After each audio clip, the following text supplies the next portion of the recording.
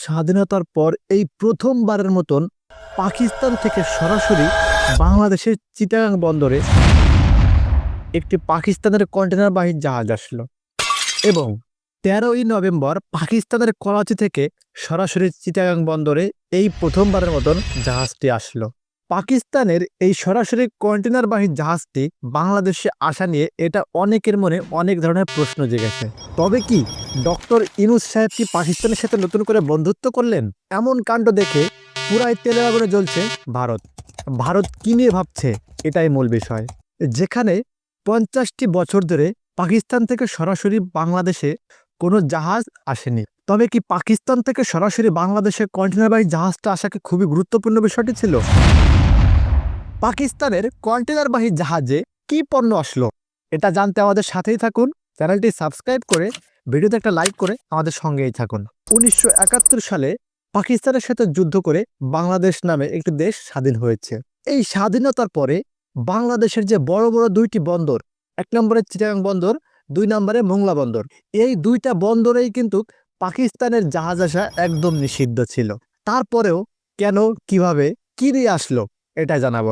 আমরা যদি একটু ফ্ল্যাশব্যাকে যাই, আগে পাকিস্তানের কন্টেনারবাহী কন্টেনারগুলো কিভাবে আনা হতো এটা আপনার আগে জানুন। প্রথমে পাকিস্তানের কন্টেনারগুলো পাকিস্তানের জাহাজে করে শ্রীলঙ্কাতে নিয়ে যাওয়া হতো। শ্রীলঙ্কার বন্দরে সেই কন্টেনারগুলো খালাস করে শ্রীলঙ্কার পণ্যবাহী জাহাজে কন্টেনার তুলে দিয়ে সেগুলো সরাসরি বাংলাদেশে আসতো। তাছাড়া ইন্টারন্যাশনাল কিছু রিপোর্টে দেখা যাচ্ছে ২০০৯ সালে আওয়ামী লীগ সরকার ক্ষমতা আসার পর থেকে পাকিস্তানের জাহাজ আসা একদমই নিষিদ্ধ।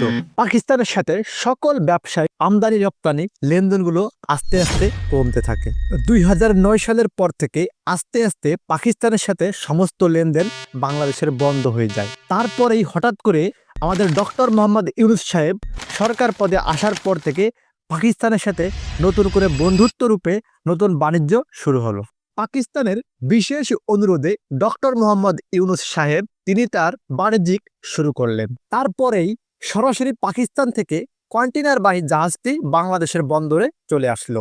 এখানেই শেষ নয়, এটা দেখে ভারত তেলে বেগুনে একদম জ্বলে উঠেছে। কিন্তু কি আছে কারণ?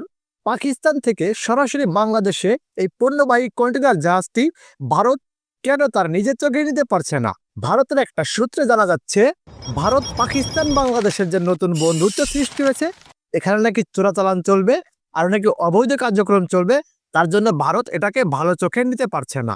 বাংলাদেশের কিছু বড় বড় ব্যবসায়ী মনে করতেছেন, যদি পাকিস্তানের সাথে নতুন করে বন্ধুত্ব রূপে পাকিস্তান থেকে সরাসরি আমদানি রপ্তানি হয়, তাহলে এখানে দুর্নীতির সংখ্যা অনেক কমে যাবে। আর দুর্নীতি কমে গেলে এখানে বাংলাদেশের ব্যবসায়িকদের অনেক লাভজনক ব্যবসা হবে এবং বাংলাদেশের জনগণকে তারা খুব ভালো সার্ভিস দিতে পারবে। একটু ভাবুন তো, আগে যখন পাকিস্তান থেকে একটা কন্টেনার নিয়ে শ্রীলঙ্কায় খালাস করতে হতো, তখন সেখানে একটা ব্যয় হতো। আবার কন্টেনারগুলো শ্রীলঙ্কা থেকে বাংলাদেশে আনতে আর একটা খরচ হতো। এই ডাবল খরচার কারণে বাংলাদেশে হয়তোবা যে কোনো পণ্যের দাম বেড়ে যাচ্ছে। এটা কমাতেই ডক্টর ইউনূস সাহেব সরাসরি পাকিস্তান থেকে বাংলাদেশে পণ্যবাহী জাহাজগুলো ঢোকাচ্ছেন। এখন প্রশ্ন হলো, এখানে কয়টি কন্টেনার আসলো? বন্ধুরা, এখানে ৩৭০টি কন্টেনার আসছে।